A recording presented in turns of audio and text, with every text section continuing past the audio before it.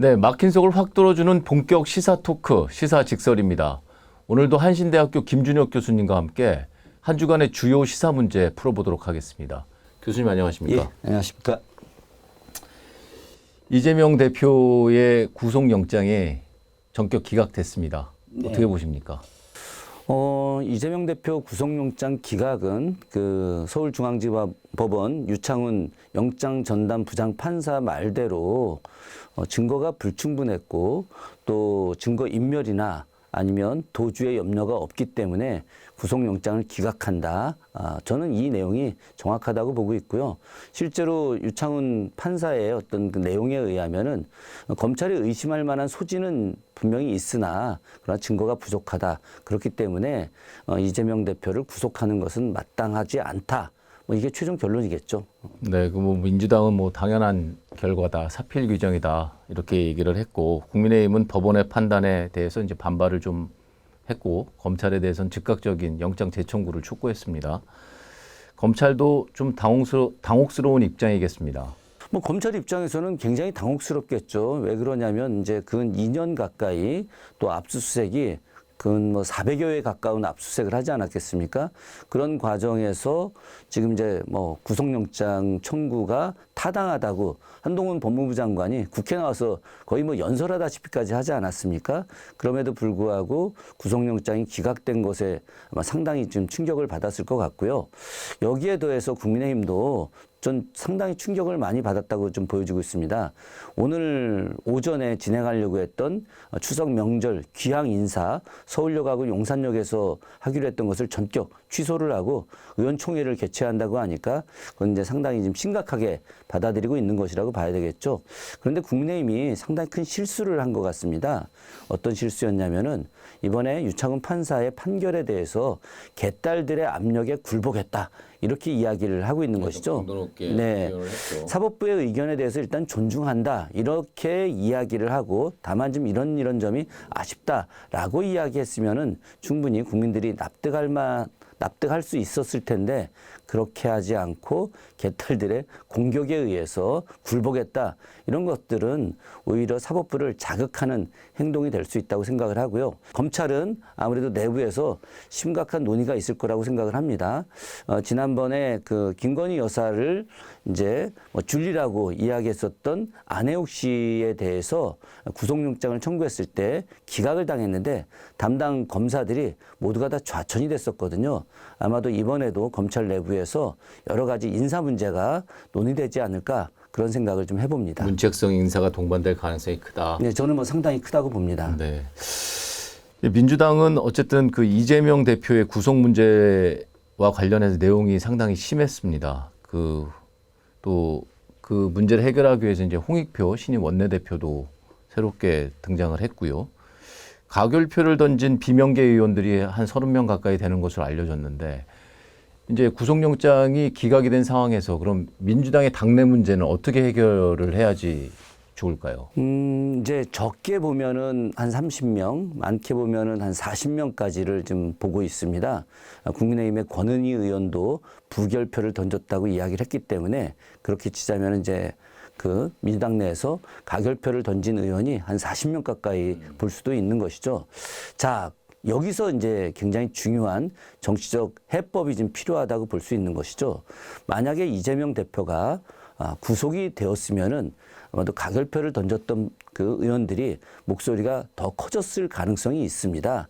일단 이렇게 문제가 됐기 때문에 이런 사람이었기 때문에 우리가 가결표를 던진 것이다 라고 아마도 공개적인 목소리를 냈을 가능성이 높은 것이죠. 그렇게 되면 당내는 굉장히 시끄러워졌을 것입니다. 아마도 비명계, 친명계, 또 개딸이라고 불리는 강성 당원들, 또 온건 당원들 이런 사람들끼리 어떤 매우 혼란한 대결이 있었을 거라고 보는데 이재명 대표가 구속 기각이 되면서 당은 상당히 안정권으로 전 접어들 것 같다 이렇게 판단이 되는 것이죠. 그런 측면에서 현재 가결된 의원들이 소수의 몇 명 자기가 가결시켰다라고 이야기한 사람들 말고 한 30여 명 가까이는 누군지 알 수가 없어요. 물론 저 심정적으로 추정하는 경우는 있을 수 있겠으나 누군지 알 수 없기 때문에 그 사람들을 굳이 찾아내서 징계를 주는 것, 이건 오히려 당을 혼란에 빠뜨릴 가능성이 있는 거죠. 이재명 대표가 이제 살아 돌아왔기 때문에 또 홍익표 의원이 굉장히 합리적인 사람입니다. 굉장히 강성인 것처럼 보이지만 실제로 자기 지역구를 서초로 옮기면서 헌신하는, 당에 기여하는 이런 중진의 모습을 보이고 있기 때문에 의원들로부터 존중도 받고 있고, 여기에 더해서 이재명 대표의 당대표로서의 권한이 굉장히 막강해질 것이기 때문에 가결표를 던진 의원들이 스스로 몸을 낮추고 이 대표 중심으로 함께 따라갈 것이기 때문에 사실상 민주당의 당 내홍은 이제 거의 사라질 거라고 생각을 합니다. 그렇지만 일각에서는 뭐 이 대표의 리더십이 충분히 발휘될 수 있겠느냐. 어차피 사법 리스크는 계속해서 존재하는 것이고요. 그다음에 이렇게 지향점이 다른 의원들과 한 배를 타고 계속해서 갈 수 있냐. 내년 총선까지. 이런 문제가 계속해서 나오는데요. 이 대표가 지금까지 사이다 발언을 하지 않는다. 그리고 왜 더 강한 카리스마를 보여주지 않고 있느냐. 이거 예전에 성남시장, 경기도지사 시절의 이재명과 다른 모습 아니냐. 이런 이야기 굉장히 많이 들었습니다. 그 이유는 이재명 대표가 당대표 된 이후에 철저하게 통합 생각으로, 통합 정신으로 지금까지 행동해 왔기 때문이거든요.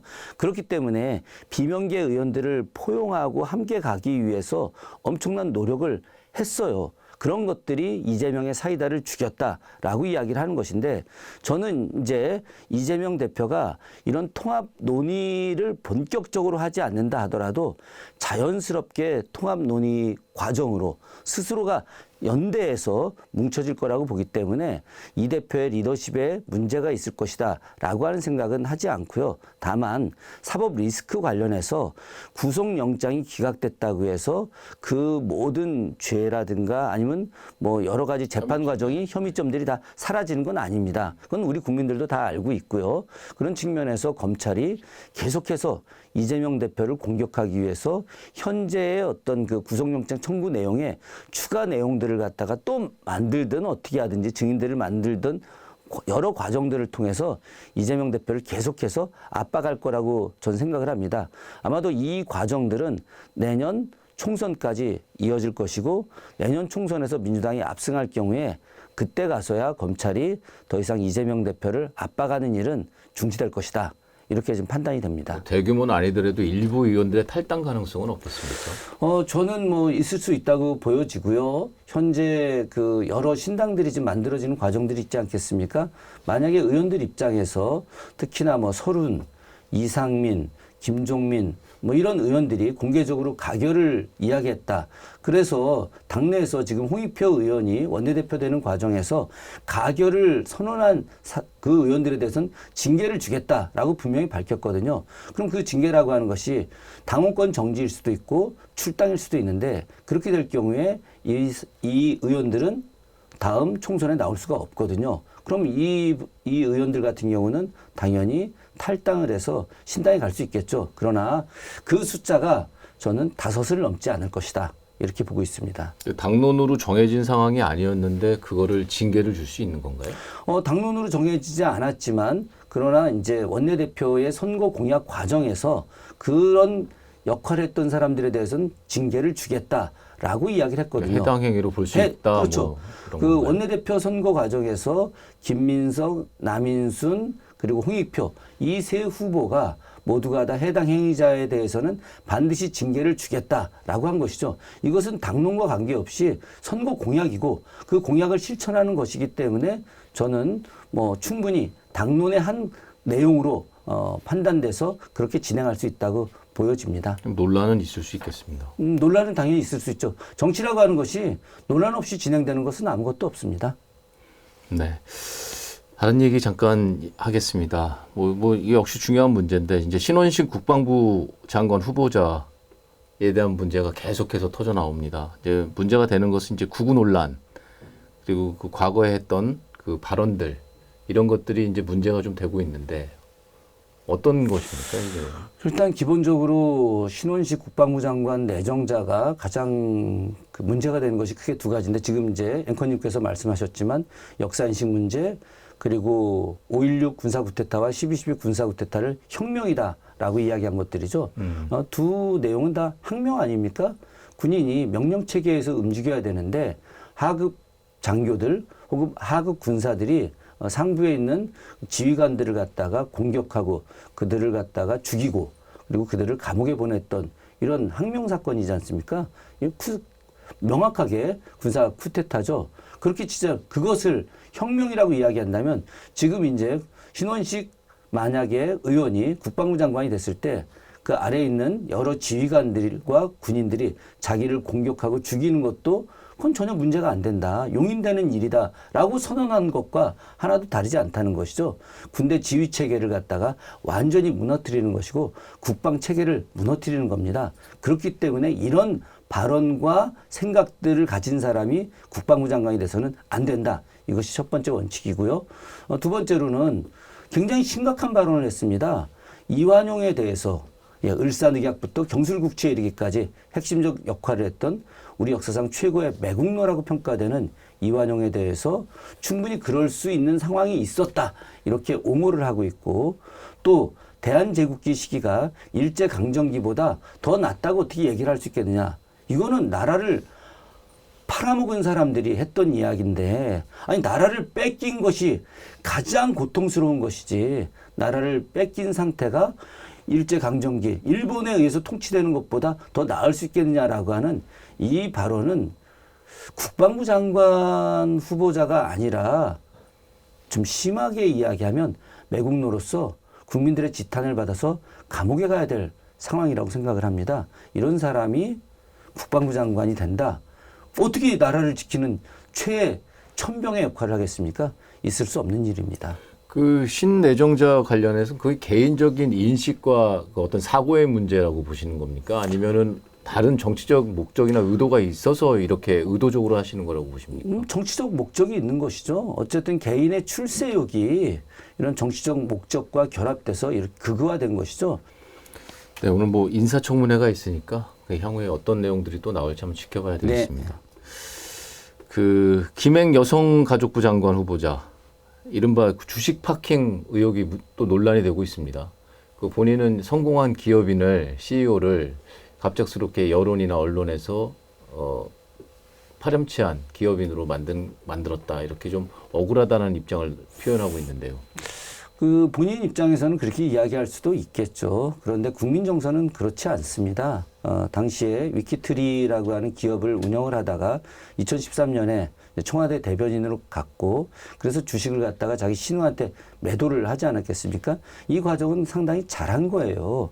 그런데 그 이후에 다시 그 주식을 사들였는데 그 과정에서 주식이 굉장히 많이 이제 주가가 올라가게 됐죠. 그런 것들이 이제 청와대 대변인을 하는 과정에서 의도적으로 위키트리와 관련된 일을 부여하면서 주가를 올렸다라고 하는 그런 의혹이 실제로 존재하지 않습니까? 그리고 그 주식을 다시 본인이 사들였다. 이것은 주식을 잠깐 신우한테 맡긴 것. 실제 본인이 실소유주를 그 주식의 본인이 실소유주라고 하는 것을 거의 증명하는 거나 마찬가지거든요. 그렇게 보자면은 법적 위반이 된다라고 하는 것이죠.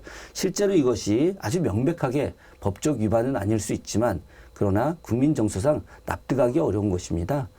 국무위원이 될 장관 후보자가 국민 정서에 납득하지 못하는 행동을 했다.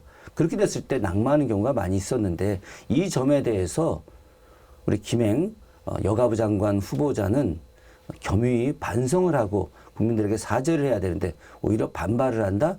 이것은 역으로 국민 정서에 더 납득하지 못하는 또 사유를 추가하는 경우가 될 것 같습니다. 그 여야가 아직 인사청문회 일정도 못 잡고 있고 또 야당에서는 이제 사퇴를 요구하고 부적격하다라는 주장이 좀 나오고 그 여당 일부에서도 자진 사퇴하는 게 맞지 않겠냐라는 의견이 좀 나오고 있어요. 그런데 지금 이제 쉽지는 않은 것이 김행 여가부 장관 후보자가 대통령의 추천이 아니라 김건희 여사의 추천에 의한 것이다라고 하는 세간의 소문들이 좀 많이 있지 확인되지 않은 않습니까? 사실이죠. 확인되지 예, 않은 이야기들이죠. 어쨌든 김건희 여사가 혹시 관련돼 있다고 한다면은 김행 장관 후보자의 낭만은 쉽지 않을 것이다라고 하는 많은 사람들의 이야기들이 있는데요. 이 부분도 역시 저는 좀 지켜봐야 될 것이라고 좀 생각을 합니다. 네. 뭐 한 일주일 사이에 많은 일들이 생겼는데 이제 내일부터 사실상 오늘부터 이제 추석 연휴가 시작되는 거죠. 오후부터 그 귀성길이 오늘부터 이제 오후부터 시작될 텐데요. 추석 민심 뭐 정치뿐만 아니라 경제 분야에 대해서 가족들끼리 또 뭐 친한 지인들끼리 많은 이야기 오고 갈 텐데 이번 추석 민심 어떻게 흐를 것 같습니까? 저는 뭐 철저하게 경제 문제라고 봅니다. 지금 민생 문제가 가장 크다고 볼 수 있고요. 제 주변도 지금 최근에 사업을 접은 사람들이 많이 있습니다. 굉장히 안타까운 소식들이 많이 지금 들려오고 있죠. 아마도 이런 내용들이 추석 민심에 반영되지 않을까.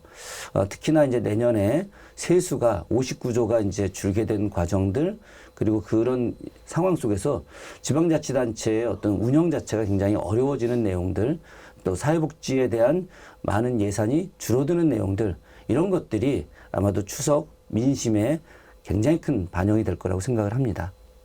예, 교수님 오늘은 여기까지 해야 될 것 같습니다. 네. 본격 시사 토크 시사 직설 오늘은 여기까지입니다. 저희는 다음 주에 좀 더 알찬 내용으로 다시 찾아뵙겠습니다. 교수님 감사합니다. 네.